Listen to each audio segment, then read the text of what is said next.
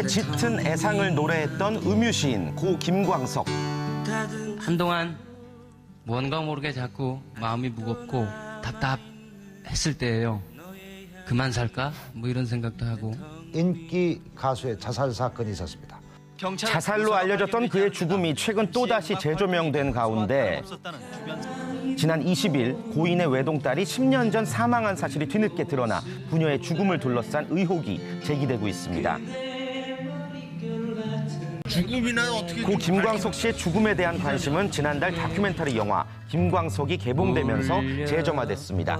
20년 전 그의 갑작스러운 죽음에 날카로운 의문들이 던져진 건데요.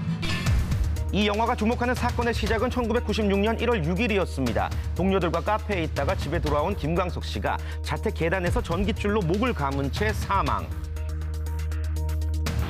당시 경찰은 유일한 목격자였던 아내 서 씨의 증언을 토대로 자살로 판명했는데요.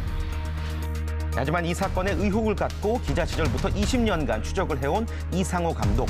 이 영화 김광석이 그의 죽음에 끊임없는 의문을 던지는 이유는 뭘까요? 첫째, 영화는 사건 현장이 의심스럽다고 말합니다. 고인이 목을 맨 위치와 사용한 전깃줄의 길이, 사체에 남겨진 시반 증상이 진술과 맞지 않다는 건데요.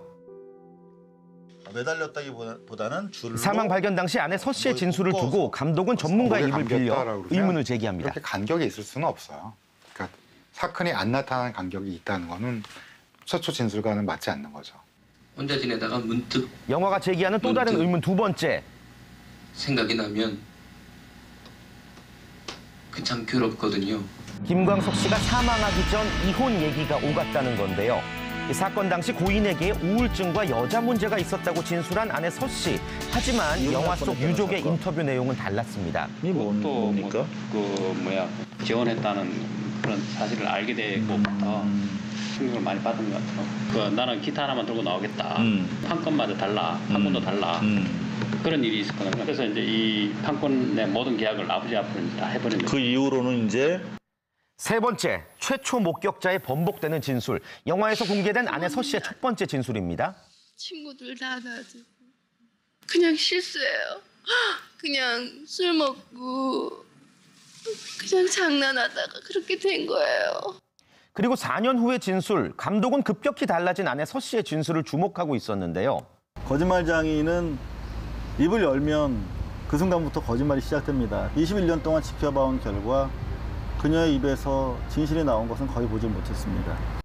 이렇게 의혹이 짙어지고 있는 가운데 지난 20일 고 김광석 씨의 딸이 이미 10년 전 사망한 사실이 뒤늦게 알려지며 충격을 더했습니다. 경찰에 따르면 고인의 딸 서연 양은 16세이던 2007년 12월 수원의 한 대학병원에서 급성 폐렴으로 사망한 것으로 알려졌는데요.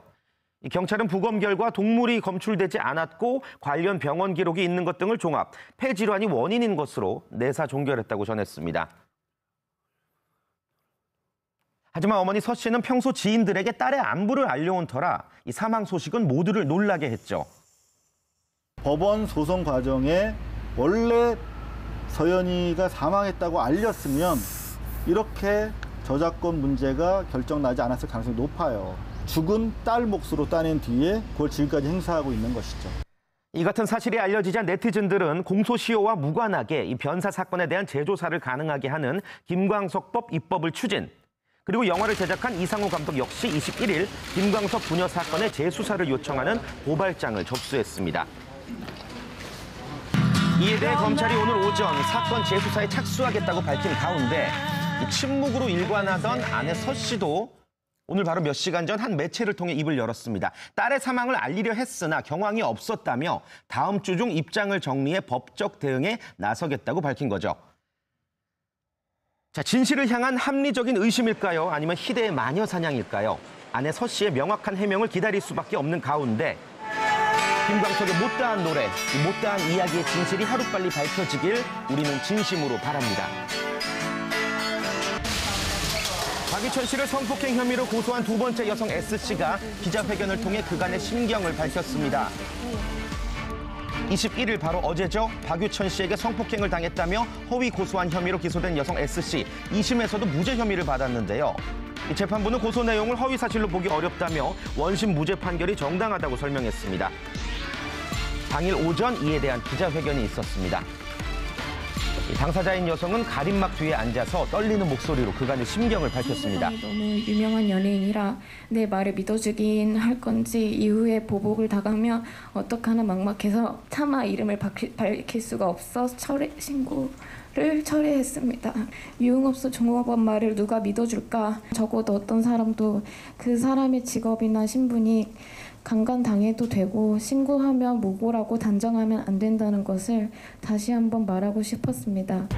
이와 관련해 박유천 씨 측은 고소인의 무고죄에 대한 무죄 판결이 매우 부당하다면서 대법원 상고 의사를 밝혔는데요. 이 끝나지 않은 법적 공방 어떻게 이어질지 관심이 쏠리고 있습니다. 안녕하세요. 연예가중계 시청자 여러분, 이지혜입니다. 심야 식담을 통해서 여러분들 찾아뵙고 있는데요.